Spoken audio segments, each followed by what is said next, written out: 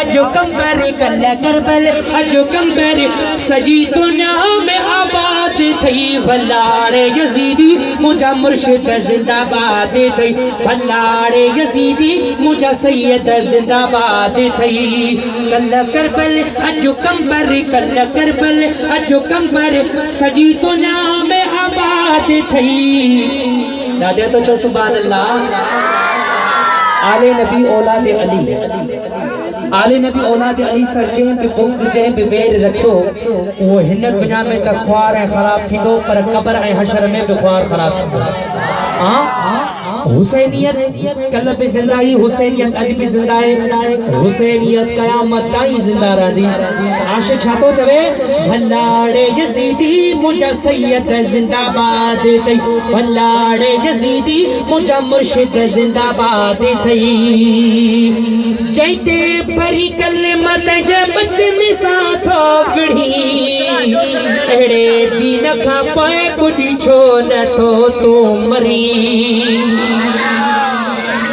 जैते परी कलिमत जे बचन सां सोगड़ी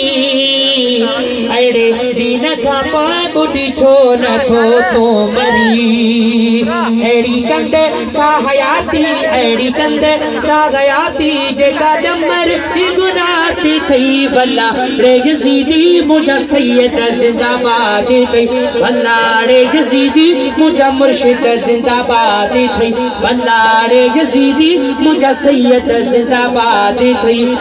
करबल अजो कंबर सजी गुनाह में आबाद थई भलाड़े यज़ीदी मुंहिंजा मुर्शिद जिंदाबाद थई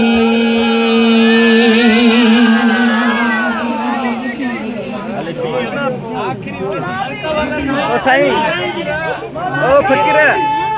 अब आने हिकड़ो तो कुछ ॿुधाए साईं फकीर नसरुल्लाह हुसैन जी फरमाइश किया तो मदीने जी सिक में हिकड़ी नात आ केड़ा केड़ा मदीने हलंदा उमर जी जन्नत खैर सां मदीना में मोटी आई है के करोड़े मुबारक हो इंशाअल्लाह हिन ही साल तमाम असा जो भी नसीब बणजी वेंदो इंशाअल्लाह आशिक़ छा थो चवे हिक ॾींहुं मदीने हलंदासी हिक ॾींहुं मदीने हलंदासी हिक ॾींहुं मदीने हलंदासी हिक ॾींहुं मदीने हलंदासी